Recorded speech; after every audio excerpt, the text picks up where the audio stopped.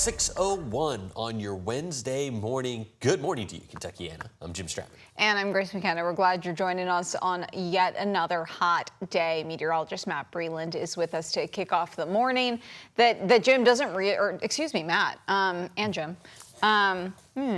Doesn't really feel like the morning out there because it's hot as the daytime can be. That's right. Yeah, temperatures already in those lower 80s, and we're just starting to see sunrise happen across downtown, and that is going to be the beginning of this hot trend that'll be lasting all throughout our day. 81 degrees right now near the Louisville International Airport. 75 for you folks closer towards Bowman Field.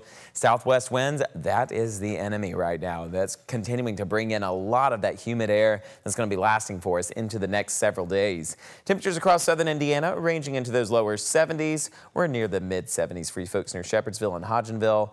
On satellite and radar, you'll notice that we're staying quiet and dry. Just a few passing clouds across southern Indiana. We're still going to remain in this pattern for the remainder of our morning and afternoon time. You can expect those temperatures to hit the lower 90s just into the beginning of that 12 p.m. hour. Once we head into the later parts of the day, we'll see those temperatures increase into the upper 90s, and then those isolated showers begin to pop up as we go closer into the evening hours.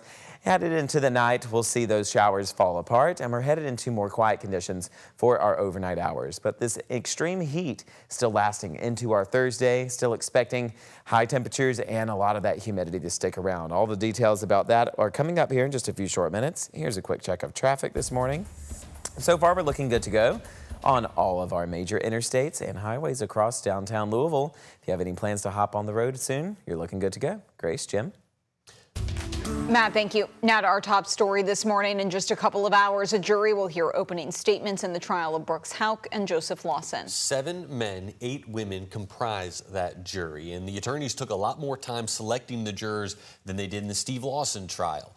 Many in the pool were familiar with the Crystal Rogers case, but a lot of them were unaware of key details. Only about 33 potential jurors knew nothing about the case at all. Of the 15 selected, 5 are from diverse racial and ethnic backgrounds. A key question, though, that was asked of jurors was whether or not they'd be confident convicting someone with mostly circumstantial evidence. That's because Special Prosecutor Shane Young confirmed Rogers' body has not been found, calling the case a, quote, no body homicide. WHAS11's Alexander Goldberg and photojournalist Jessica Farley are in Bowling Green with more on what is expected when the trial begins. Here in Warren County, we're just hours away from opening statements in the trial of Brooks Houck and Joseph Lawson in the disappearance of Crystal Rogers. Opening statements is important. It lays out a roadmap of how the defense and the prosecution will present their case during the trial. Tuesday, during jury selection, a 15-person jury was selected out of a jury pool of 132 potential jurors.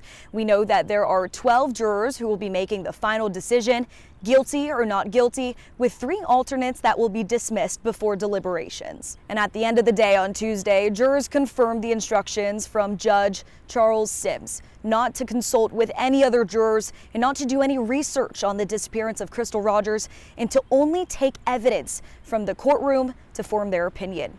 In Warren County, Alexander Goldberg, WHAS 11 on your side.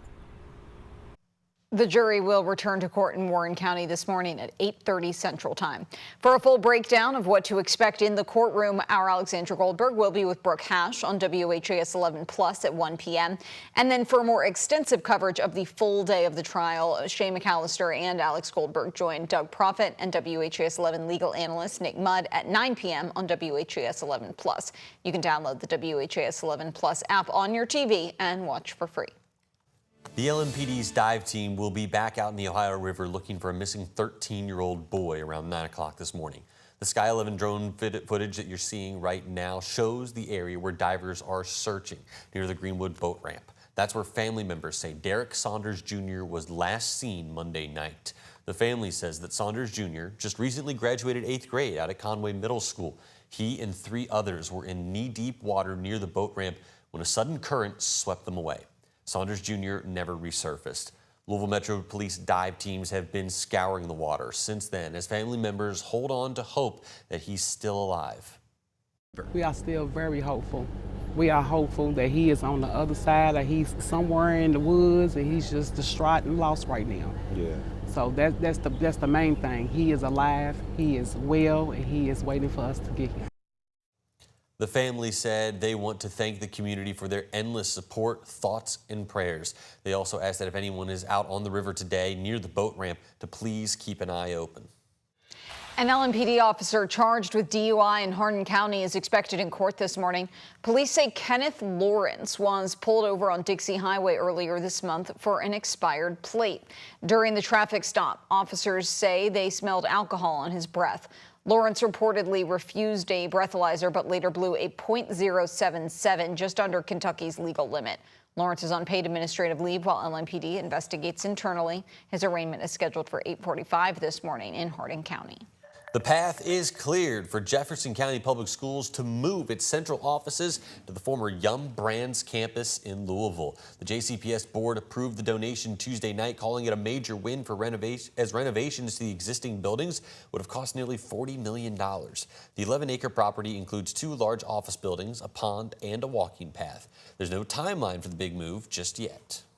Outgoing Superintendent Marty Polio called the move the icing on the cake during his final board meeting. After nearly 30 years with JCPS, 8 of those as superintendent, Polio delivered his final remarks last night. In his time at the helm, he helped secure nearly $100 million worth of donations, the new Yum Brands campus, the Molina site at 18th and Broadway, and a $20 million gift from philanthropist Mackenzie Scott. He also navigated the COVID-19 pandemic and the transportation meltdown of 2023. Even with major milestones, Polio tells us there are still things he wishes he could change. You know, as we always wish, that I hadn't had to cut transportation services for magnet students. I mean, that was the thing that I think was the hardest for it to deal with after that first day of school, having to make a difficult decision so we didn't repeat another year of the same issues. Polio said he was thankful his parents, both former JCPS teachers, were in the audience. He also thanked the community and said he'll never forget what they accomplished together. Polio's last day is July 1st. Then Dr. Brian Yearwood takes over as superintendent of the district.